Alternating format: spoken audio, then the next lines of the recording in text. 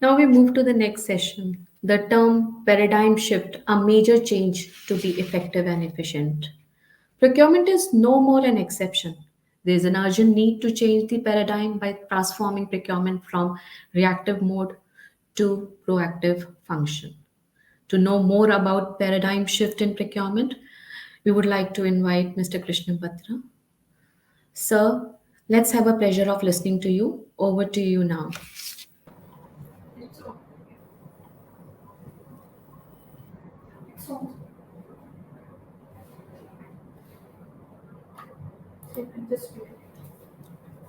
Okay, at the beginning, I want to thank again Mr. Vinay Sharma for setting the tone for today's workshop.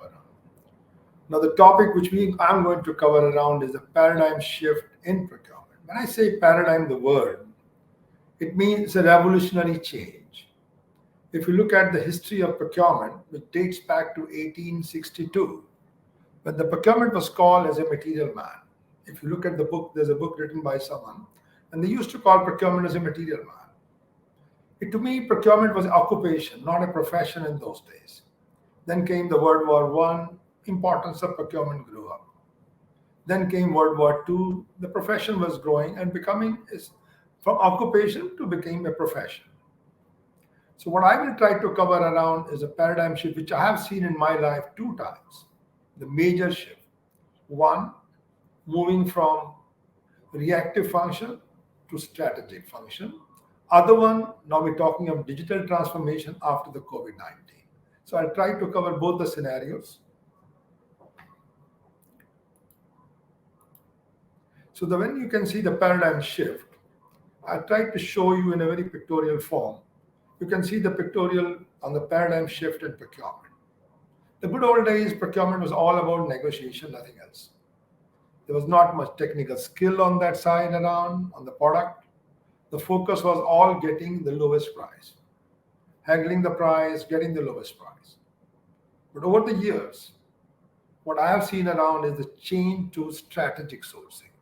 So sourcing is not very purely reactive, get three quotation, lowest price, and then negotiate. The concept came of strategic sourcing. When we talk about strategic sourcing, the concept of TCO came around. I'm very proud to say the World Bank has also included in their guidelines total cost of ownership. And the other one was the life cycle costing when we're buying capital items around. So to do all that thing, we were expecting it's no more an occupation, it's a profession. So profession means the people are well qualified, they have the competency as well.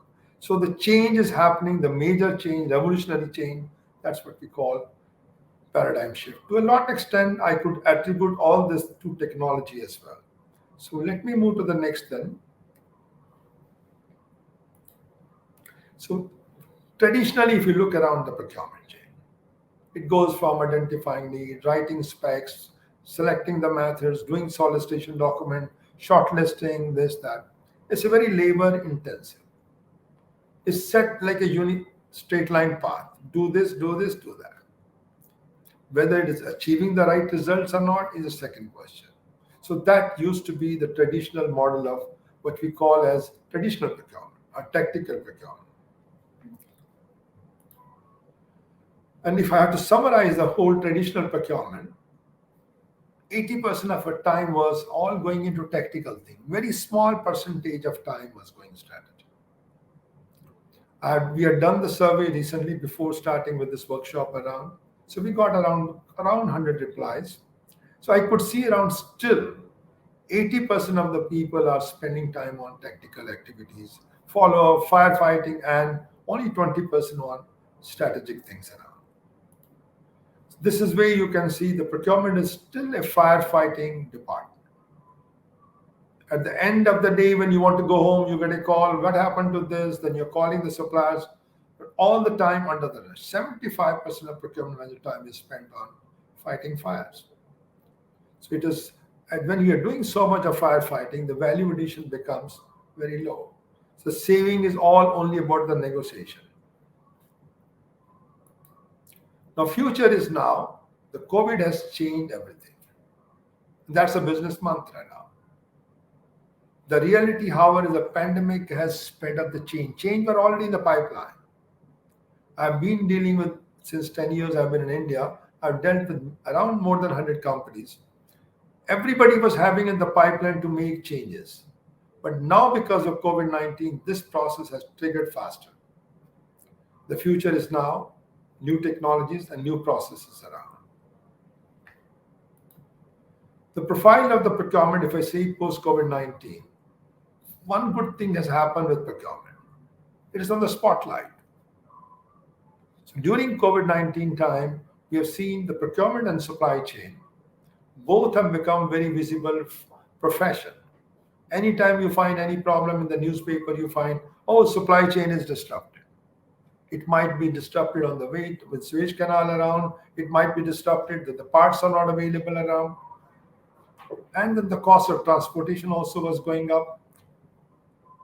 In the past, when we look around procurement, if I see from 1970s till now, procurement was basically a cost cutter. Anybody who could do better negotiation, they'll say this guy is a good procurement guy. But now the skill sets are changing. Now it's crucial for survival of many organizations to see the true value. And I'm very happy when Mr. Vinay Sharma was touching on the value part. Value is not just the price. Value is much more. If I get innovative products, cut down the cost of consumption of electricity, cut down the consumption of water, that also adds value. I'm giving less disruption to the environments.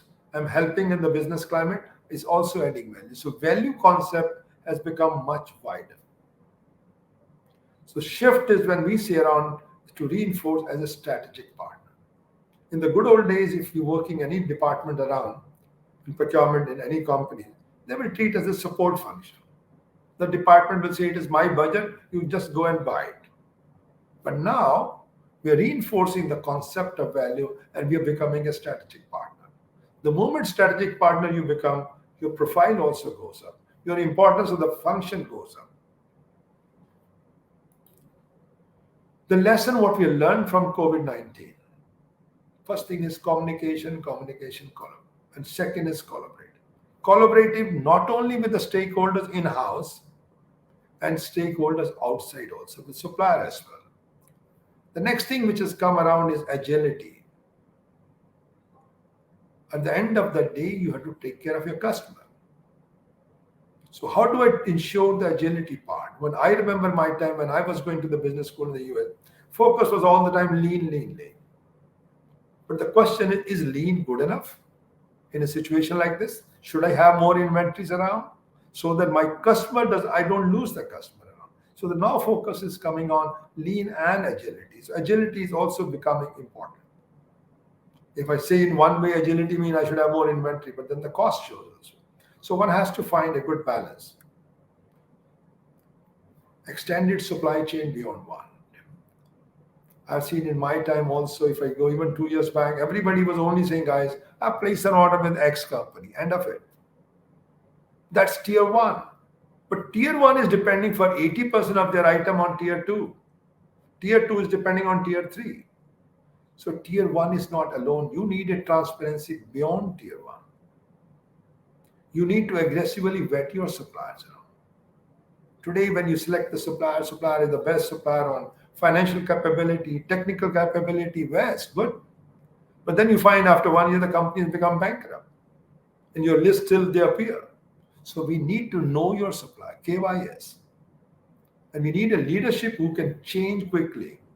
Not looking around, guys, let it happen, then we'll take action on it. It's too late. We need to be resilient. So be able to withstand all the disruption. Disruptions were very rare when I see 2-3 years back. I know in 2008 when the recession came, it was there, but now it has become a regular things around. Disruptions are common. It could be because of geopolitical issues around, it could be some war around, it could be some like COVID-19 issues around. So there are many. And don't expect that this will be over. So that means we have to be resilient to manage such type of upcoming disruptions. Flexible sourcing. I'm doing a sourcing. I planned something. And then suddenly I find in a week's time, I've made a plan and the place where I got the order is flooded now. My demand has gone down. So I had to be flexible partner. The end of era of disruption, if I want to summarize, the word I'm sure you all very conversant with VUCA. It's a Cold War time, VUCA was very clear, and it goes on till now. We say volatility. The business is word is very volatile. Demand may change up and down. Uncertainty. Today you need something, suddenly some new product comes up and you're out. Complexity of the market. Market intelligence is required around. Absence of clarity is there around. So now we are switching over to the new word which we are coming around in the last 1 year, 2 years. It's called Bani, moving towards chaos. So you're replacing a VUCA of 2020. The Bani means is basically we're saying the product cycle is very short. Product life is very short. Look at even iPhone comes around, iPhone 13, 14, every 6 months the model changes. When I look for my time when I grew up in the college time, model will never change. Anxious. We are anxious. What will happen? What could happen next? So you can't rest on your laurels. Oh, I did a great job. All the management ideas are changing around. Earlier we were saying, okay, very linear path. If I do this, this will be the impact. If I do, this will be the impact, the cause and effect. But now it is not necessary. Incomprehensive. So this is the way the word is changing around. So procurement is no exception. Because we should not forget, procurement is a major chunk of the business. It's a core of the business. You talk of any manufacturing in the private sector, 70% of the sales revenue is because of procurement. And if you're working in a company like Apple or something, it could be easily 80% or 90%. Or if you're working in a pharma company, around 40 to 50%. Service sector, around 40%. Public sectors, government, as you heard already from Mr. Vinay Sharma, that this is around 25% of the GDP, procurement. So nothing is right and nothing is forever. That's a message which is coming around. So we have to get over this top around. So now this is how we have to get over the past. Some people are still hoping that, okay, guys, the past will come back. The past is not going to come back. We have to go to the new normal. That's what we're calling as future. The first paradigm shift, if I talk around from my time, it was in 1983. Peter Krasik model, I'm sure the people who are in the procurement and supply chain business, they're all well conversant. He used the word procurement must become supply management. As I said to you in the good old days in 1860, we call materials man, occupation. Then came word purchasing, a buying, a buyer, purchaser, procurement guy. And now the terms is changing to supply manager. So when I say somebody is a supply manager, mean the function is much more strategic. So the Krasik, what he came around, guys, when you divide 2 by 2 matrix, he said the risk factor has to be there. Risk could be because of complexity. Risk could be because of number of supply sources are less, and the spend. So based on the spend and the risk, he divided the spend into 2 by 2 matrix. I was based that time in Denmark, and we got the software from Australian government, and we used it very effectively. I could segregate my all spend into 4 boxes. Then based on the box, I could say, this is the methodology. Here I will bring catalog. Here I'll do my e-negotiation. Here I will do competition. Here I'll do relationship. So different methodologies came around. So procurement became a real profession, I would call it. It was not just getting 3 quotations, it became a profession. This insight led us to revolve the role of procurement. So then we were able to get smarter people into procurement around. Timely paradigm shift helped managers to navigate the challenges. Now, this helped us during globalization. The globalization started, I was in the US working with the private sector at that time. And the word was saying US cost was very high, labor cost. So we were looking for the least low-cost countries. The globalization started.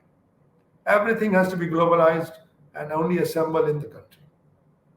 And slowly, same model has developed all over the world. And with globalization, the batch size have become bigger, the costs have gone down. But that globalization, the plus and minus. The hub became only 1 or 2 hubs. but in the process, we suffered in the last 2 years when the disruptions were there around. So that was a paradigm shift. So we moved from simple reactive to strategic. So the paradigm shift was moving into strategic sourcing concepts around where the concept of TCO came, the concept of life cycle costing came around. And now the focus was switching over from tactical to strategic. Spend more time on strategic issues, 80%. So whole game has reversed. So this shift we have seen and is happening. Even the concept of pyramids, which we had in the good old days, if I had 100 people in the procurement department, if I go in 70s and 80s, in the private sectors and in the government sectors, more people at O level.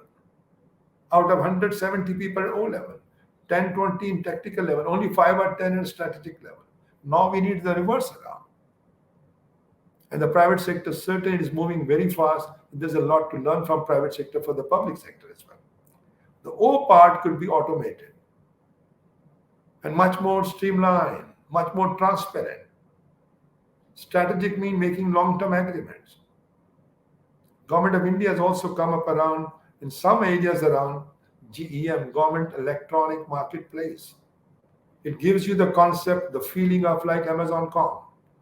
So in public sector also, strategic sourcing is becoming very important around. Even the US have seen on the GSA ones. So they also have, they can do reverse auctions. You have shortlisted supplier, do the reverse auction. So the philosophy is changing instead of doing every time going through the whole process. If I want to show the trends as a whole, started from price, good old days. That time, if I say price, it was a simple occupation. But when we moved to the TCO philosophy, it became profession. Now we move to strategic sourcing, profession. Leadership profession, I would say. Then category management. And now we are focusing all on the value part. The key pillars, if I say around in the procurement excellence, spend, strategic sourcing, contract management, and supply. The savings are coming where we can unlock the value is on contract management. You do a contract, civil works contract, period is 2 years. It becomes 10 years. The price shoots up by 5 times. All value is lost. Supplier doesn't want to behave well with you because there's a shortage of the item. So you need a good relationship, supplier management. So these concepts are coming up around even in the public sector and private. Private sector is already done to a lot extent. Public sector is also trying to capture all this thing around. World Bank was the first one, I would say.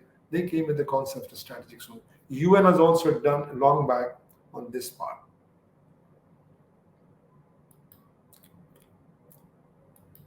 So strategic sourcing, if I look around, there are different games procurement-wise. Procurement strategy has to be there around. Concept of category management, I know still is missing to some extent in the word public sector, but in the private sector is moving very fast. Then strategic sourcing, contract management. This one is coming around in a big way. Even the World Bank has also come up with their own small software on contract management. Supplier management, how do we manage the relationship? In the public sector, we used to keep distance, guys, don't deal with supplier. Don't negotiate with supplier. But then now we say, guys, no, we make a long-term agreement, framework agreement in Europe, very common in the EU. So we have a framework agreement. Some place they call call-off contracts. It's coming up here. I know in the good old days, in the India was also having a rate contracts around. But now they come with the different concepts around. So supplier management is also becoming important around. So when I look around the tactical and strategics, both functions are required around. So what private sector is doing around is they're doing strategic as one arm of the procurement, do a long-term agreement. Their job is this. Other one is tactical, which can basically piggyback on the strategic framework agreements.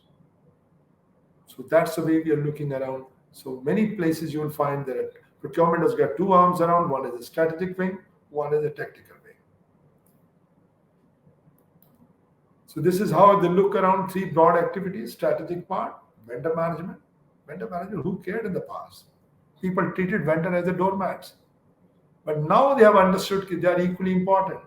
The relationship is equally important. So vendor management and the next one is the technical part, purchasing part. Three important functions are there around. So supplier relationship management certainly is moving in a big way in the private sector. I think vendor management is important there. So technical to strategy. So this is the first disruption, if I would say. I moved around in the, but now the Gartner came around with this concept. And this relates to both public and private. Are we still in a transition stage? Then our maturity level is either 1 or 2. If you are moving into a collaborative mode and orchestrated mode, then we are moving the maturity level 3, 4, 5. We must have done around, from ISM side, around 15, 20 companies, we have done the maturity level assessment for them. Majority comes in the rank of 3.5 out of 5. 5 mean 5 star, you could say. 3.5, 4. So that's a paradigm shift is happening around. Level 1 was, so based on the survey question which we collected, 50% of the companies still are reactive mode. SMEs, majority on reactive mode. Medium scale, but the big name which came around from Tata's, from IBM's, others, they have moved much further. And the knowledge which is required in the reactive mode of the procurement staff is very ad hoc. Then we moved into anticipating, guys. Okay, this is what I could need around. So localized contract, localized this one, repeatable practices, something which I want on a regular basis, build up a long-term anticipating. Level 2 they came. So 30% company which we got from the feedback is so on. Now people are talking of collaboration. So this is the major chunk I see around in India now, and in the Western countries also. Both collaborating mean I'm collaborating with my stakeholders in and out, both. So then I'm trying to leverage the knowledge of my supplier as well. If supplier says, sir, can we change the material like this? Can we do this? Because the moment you write down the specs, you set the stone, it's fixed specs around. But the moment you allow supplier to come with the collaborative, innovative ideas around, it looks better. Then we have orchestrating around. Orchestrating means you are able to do the dynamic knowledge. So I think that comes only with digital part around. So let me say the value part again, keeping in mind the time frame. So let me say upstream side and the downstream side. You have some activity which create values. And then there are some activities which are mostly the technical activities around, they deliver the values. So you have two arms around, as I said to you, one to create values and one to deliver it. So this is where we found again the people who are at the procurement leaders level, that means maturity level was 3.5, maturity level was 2, then performance was also better. Annual reduction was better. Profit margins were better. Those who are at the very low level, 1.9 reactive type, their every performance was affected. So you can say the performance also can be linked with maturity or with the procurement health. Change is inevitable. Now this change was brought around by Peter Krasik time. Now it doesn't mean the story is over there. The change is going on, change is constant. And the next thing which is coming around is people want real-time connection. People want digital collaboration and scenarios, automatic simulation. Not that, okay, let it happen and then I'll react. What if is not the issue around. If this happened, what is the simulation? I should be able to simulate the situations around. The next is continuous event-driven purchasing. So this is the next, I would say, around of disruptions. So this is the next paradigm shift which is going to happen, is picking up. So next generation is all about digital, sustainability, supplier management, collaborations. So if I try to divide the paradigm shift, the very first one came in 1990s. There was strategic move, moving from reactive to strategic. The next has come around e-procurement. E-procurement means all my activities, e-tendering, e-sourcing, e-place, purchase orders and e-invoicing. Everything is E. And all are connected end to end with the one platform. And once I've done the e-procurement, the next would be the digital part. But I remember my time, I was very proud of saying, oh, I went around many countries to implement ERP in 2005. But then later on, I found this is a dinosaur to me. After so many years, time is not much, it's only 15 years. Because again, that time I was very happy. I could do requisition, I could make a purchase order, I could make payments, but all three silos. Sourcing was not there, contract management was not there, so it is not connected end to end. And e-procurement is the one which I'm very proud to say connects end to end, one platform. Much more transparent, much more visible. But now the data which we are creating through e-procurement switches us to digital part.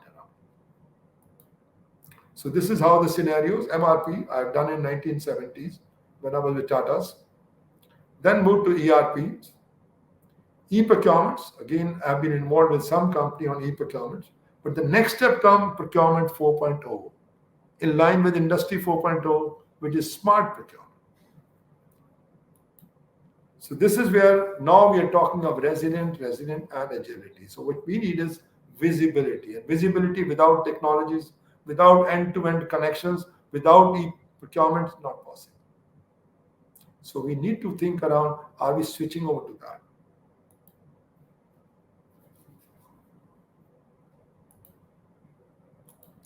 So the tools that create values, first is spend visibility, advanced sourcing around, categories, strategy, workflow portals is required around. We need e-sourcing events around like ERFX, e-catalog, e-auction. So until that comes around, we are not able to switch over to digital. The tools that prevent the value leakage around, P2P.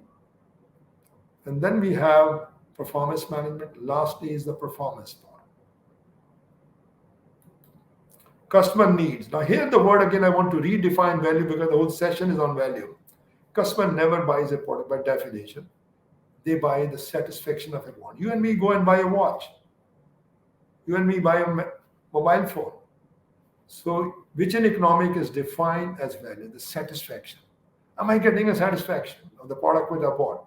Am I happy with it in terms of support, in terms of value? So value is the utilities around, the total satisfaction around. If that's a concept we have to look around, the customer experience around. So that's what we're looking at. The future part, the world is changing, as I said to you fast. We have to unlock the values. But ERP has a lot of pain points when it comes to procurement. ERP is a wonderful tool to connect the organization. So it is to connect the organization's different functions. So digital technologies, I'm trying to show around which are the one very acceptable, which are the one which are still in a maturity stage. The landscape every year is changing. So we are moving from tactical to this. The dirty secret of procurement is the data, data, data. I'm sure some will hit me, but this is the visibility, and that's why I got into UNSPSC development in UN, because the data was the key thing around. The digital technology is the futures. I know this could take me a full day, but somebody wants to know, they can go to our YouTube and get much bigger ideas around, moving into from data analytics, then moving finally on this. So RPA, robotic process automation versus AI, artificial intelligence. So they are all going to be the paradigm shift, keep in mind. So you're not going to have, the profile of the procurement people is going to change. We need people with big ideas, cut down the cycle time, make it contactless. If there are 40 steps, cut down. So brainstorm is required, think big and be creative around. Final thought before I close up, procurement was once a transactional function focused on supply continuity. But that word has changed. The continuity means we're only looking at the reactive approach. So now time has come to become strategic supply relationship management, move from confrontations to negotiation one-on-one, cost reduction to collaboration. So both internal and external, the word collaboration is very important around. Well, friend, the change is there. So anyway, this boat will move on. With this, I want to thank you all But if you have any questions, answers, I have 5 minutes. I can answer this around.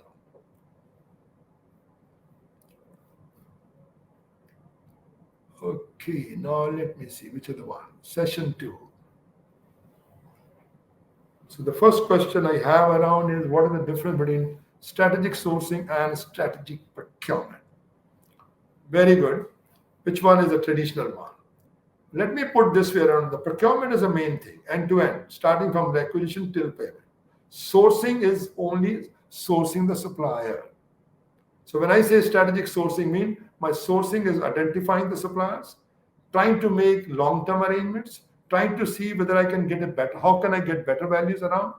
I might be doing sourcing 10 times same item in a year. But if I know very well I need every month, why don't I combine all my requirements, make a long-term agreements, look into my, so that word becomes strategic. So you have to scratch your head and then do the sourcing. But sourcing is a part of procurement as a whole. So that's the way I hope it clarifies. The second one is it was observed that the profile of the procurement functions improved by many notches during COVID-19. Is it temporary or permanent change? Change is permanent. Let me put it this way. I have seen now in the 40 years, good old days when I used to do the procurement around, have MRPs, look at the list, what do I need? Cycle time was too long. And then when I came before, when I went to the private sector, then suddenly moved from the private to the public sector in the UN, I could see that to get even an item, even a business card will need 10 steps. And the cost of the steps, I did my study around. When I became the director, I said, let me work out the cost of making a business card. The requisition is required, the budget approval is required, and then getting the sample approval. It was costing me in the US, and I'm talking of 1999, it was costing me $100. And the cost of the business card was only $20. The process people, we were all process people. If I don't follow the process, auditor will catch me, why didn't you do this? Then what I did around, I went for the P card concepts around and cut the whole path. I think we all have to become innovative. Cut down the steps around, make it contactless. Okay, the next one is there. If you foresee convergence between private and public procurement to the extent the professionals can interchangeably work in these.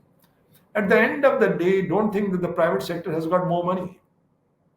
Private sector is very competitive. They have to compete with the whole world. And certainly they are much more, I would say, frugal in saving money. And same with the public sector. Public sector also doesn't have much money around. So the only thing is, I think there's a lot to learn around from both sides. Simple example I told you, when I use a P card in the public sector, I brought the idea from private sector. Krasik said around for the strategic sourcing, EU is falling around, GSA is falling around, GM is falling around, World Bank has come up around now, strategic approach. So I think there's a lot to learn from each other. Sometimes we think that more eyes are better, but then we spread the visibility also different way. Nobody's accountable in the process. In the private sector, when I'm accountable, if I don't do a good job, I'm out. So that is a lot to learn from both sides. I think there's a need to do that thing. Well, with this, friends, I want to thank you all. Thanks again, Payal, for giving me a few more minutes. That's all. Thank you. Thank you, sir. It was pleasure listening to you. It was very informative and interesting presentation.